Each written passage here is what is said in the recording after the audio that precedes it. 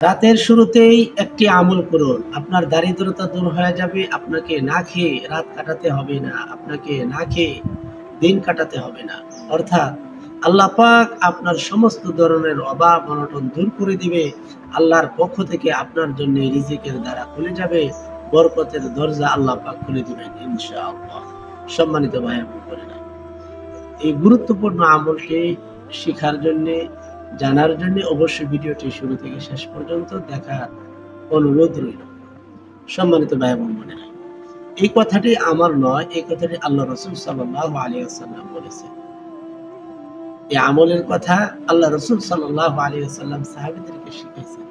সেজন্য আমাদের জীবন যদি সুন্দর করতে চায়, সফলময় জীবন করতে চাই, দুনিয়া এবং পরকাল, তাহলে আমাদেরকে অবশ্যই আমল করতে হবে। আল্লাহ পাক এই আমলের কথাই কোরআনের ভিতরে বহু জায়গায় বলছেন যে আল্লাহ পাক বলেন, আল্লাযী খালাকাল মাউতা ওয়াল হায়াতা লিয়াবলুয়াকুম আইয়ুকুম আহসানু আমালা। আল্লাহ বলেন, আমি জীবন সৃষ্টি করেছি, আমি মৃত্যু সৃষ্টি করেছি, আমি দেখতে চাই আমার বান্দার ভিতরে আমল, ভালো আমল কে করে।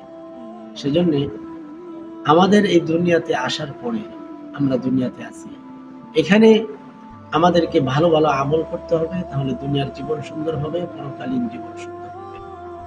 দুঃখ দুর্দশা সব কিছু দূর হয়ে যাবে যদি আমরা আমল করতে পারি। আল্লাহ রাসূল সাল্লাল্লাহু আলাইহি ওয়াসাল্লাম বলেন, হযরতে আব্দুল্লাহ ইবনে আব্বাস রাদিয়াল্লাহু তাআলা আনহু এই হাদিসটি বর্ণনা করেন। দেখুন, আমরা আমাদের জীবনে আমাদের সন্তানদের জন্য অনেক কিছু করি। অর্থাৎ আমরা অনেক সময় চিন্তা করি যে একটা ব্যবসা আমার সন্তানকে ধরিয়ে দেই, ব্যবসার মাধ্যমে তার জীবন পরিচালনা করবে। হ্যাঁ, কিন্তু নিয়তটাকে আল্লাহর জন্য করতে হবে। সমস্ত কিছুই আমরা আমাদের ফ্যামিলির জন্য করি। আব্দুল্লাহ ইবনে আব্বাস রাদিয়াল্লাহু তাআলা আনহু এই হাদিসটি তার মেয়েদেরকে শিক্ষা দিয়েছেন, এই আমলটি তার মেয়েদেরকে শিখাইছেন।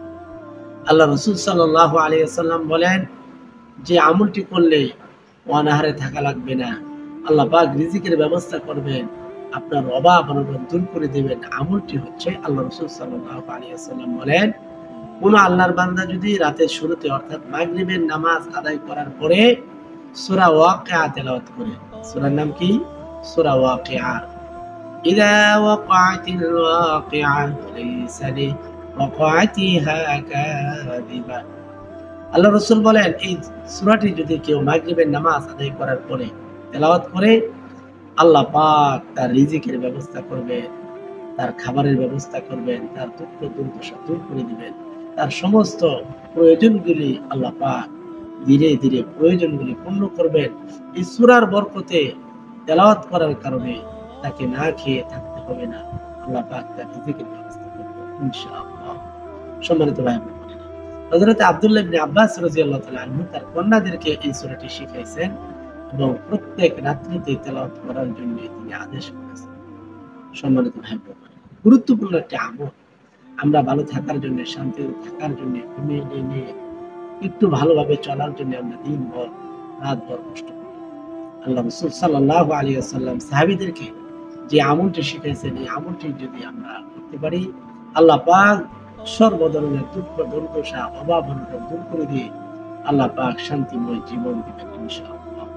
আমলটি যদি আপনার কাছে ভালো লেগে থাকে, অবশ্যই অন্য ভাই এবং বোনের কাছে পৌঁছানোর জন্য শেয়ার করে দিবেন।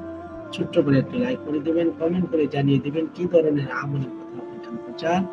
নতুন হলে সাবস্ক্রাইব করে পাশেই থাকবেন। আসসালামু আলাইকুম ওয়া রাহমাতুল্লাহি ওয়া বারাকাতুহু।